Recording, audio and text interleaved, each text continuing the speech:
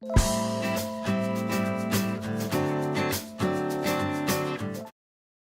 to SIIA Tech Chats. I'm Rihanna Collier, and I'm delighted to be joined today by Carolynn Kranz, founder of Industry Sales Tax Solutions.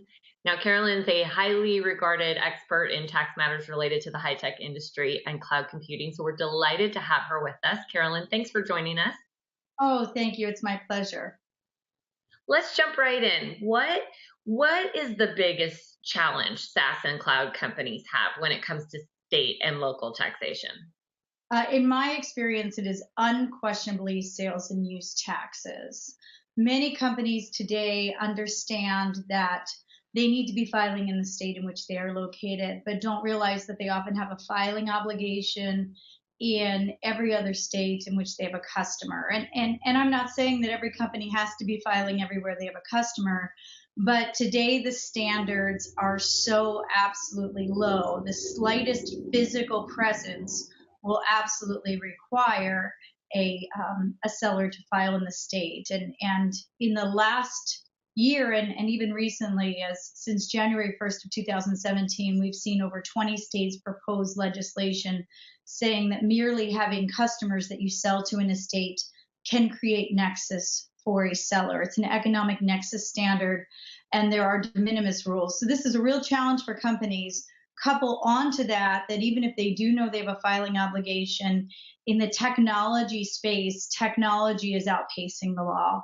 And as a result, companies, the state laws are not very clear. There is a serious lack of guidance out there for what is subject to tax. So even when a company knows that it needs to be complying with state sales and use tax laws, they aren't quite sure how to apply that law to their technologies. Now, what are the implications of charging or not charging the right sales tax on your products and services?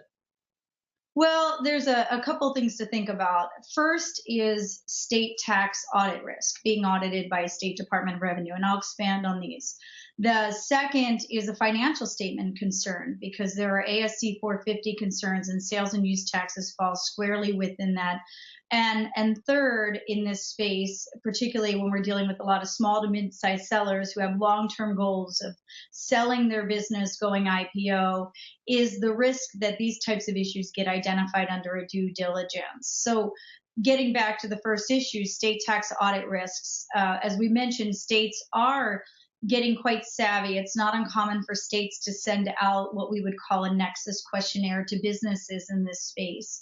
And that nexus questionnaire specifically will try to determine if the company has nexus. And if they have not been filing, the state will ask for financial information and will assess for prior years. This is a tax that is not a company's tax. It is a tax that they, in a fiduciary responsibility, have an obligation to collect from their customer. Yet the company itself, the seller, ends up on the hook for it.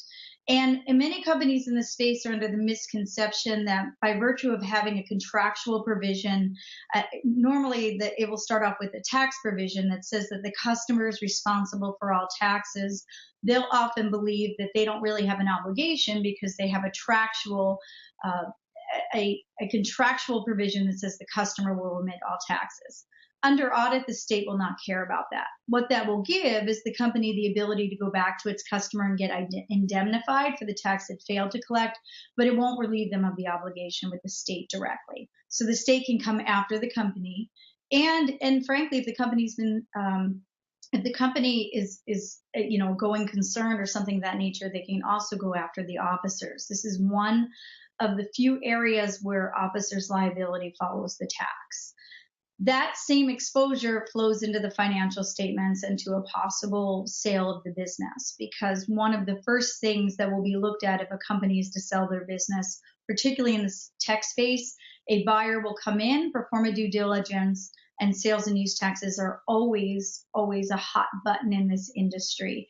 And it ends up becoming something that I haven't seen it kill a deal, but I will see it become a serious negotiating point in negotiating out contract price, in escrows. It's actually unfortunate a lot of times the amount of stress this will put on a company because they didn't have any idea they had this obligation.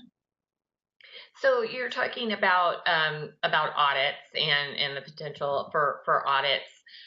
What advice can you give companies to help make sure they are taxing correctly and just decrease their audit exposure? Of course, outside of just simply calling you for help. Yeah, well, simply I would start with be proactive. Understand what you're doing today. So what you can do yourself without hiring a consultant is first try to figure out where you are in fact doing business. And that is one, knowing how are you soliciting business from your customers? Are you visiting customers in states? Do you have agreements with third parties that will refer work to you? You need to get an idea of what we would call your nexus footprint is. Which states can require you to collect? And this may be an area where ultimately you may want some professional help, but the rule of thumb is if you have employees visiting customers in a state, you absolutely are going to have nexus from a sales and use tax perspective. States, as I mentioned before, are becoming more aggressive in selling into a state, and some jurisdictions is becoming enough. Alabama, South Dakota, and Tennessee currently have provisions out there that apply essentially what we call this economic nexus standard. And they have some de minimis provisions.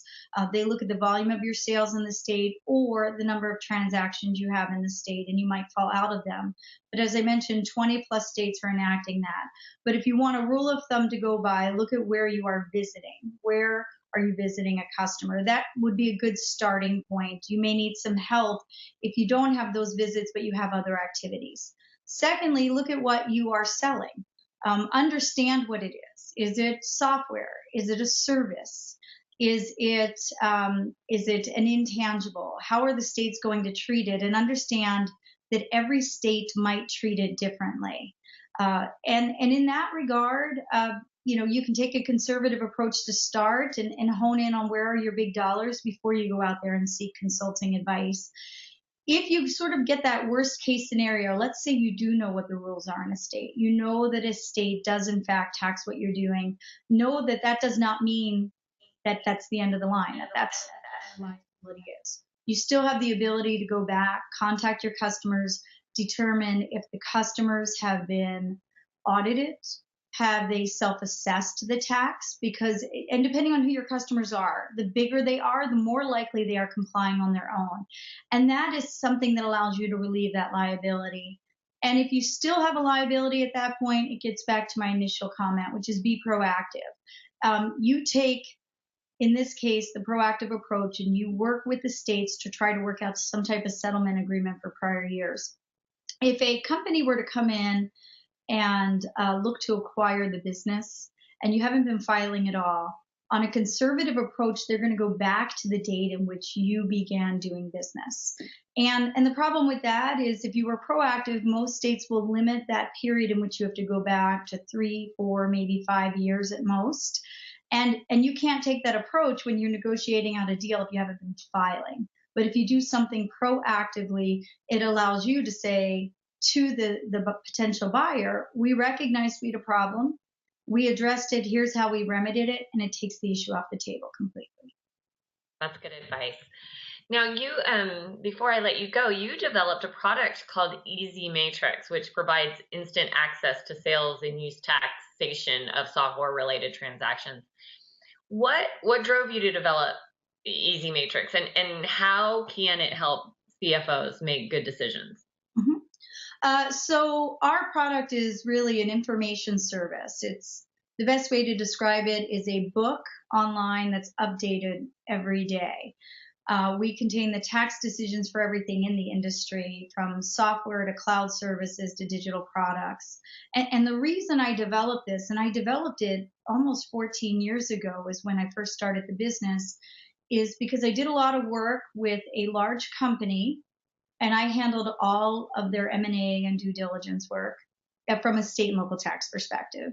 And we found almost every acquisition they did, and they did on average 20-something acquisitions a year, there was sales and use tax exposure indemnified. What was unique about this is that the company, while it had a tax department, they still pushed the sales tax obligations down to the local entity level. So you're talking about a company that had 50 plus subsidiaries, and it was the local controller who was responsible for sales taxes. So what I learned through this process is that the tech industry is comprised of a lot of small to mid-sized businesses, none of which have in-house tax expertise, but who all inevitably were doing business everywhere they had a customer. Because 14 years ago, people were still visiting their customers. I mean, obviously today the world is a little different. We're able to do things remotely, right? We're doing a webcast right now. That's the way the world is. But 15 years ago, that wasn't the case. And so there was a real need for this, a real need to get, in my mind, which were basic tax decisions. Did a state tax electronically delivered software, or did they not tax it? But the decisions were different for every state. So unless you had expertise in the area or a way to do it, there was no resource out there, which is really why I saw the need and chose to develop this, thinking it was really geared towards the more typical high-tech companies, small, mid-sized, didn't have in-house tax expertise, but likely had nexus in 20 plus states, and they simply did not have the budget to go out and pay a consultant to do tax determinations in every state. So what we do is we try to give our subscribers a tool to use. It certainly doesn't replace consulting, but in my mind, it allows them to much better spend their dollars on it.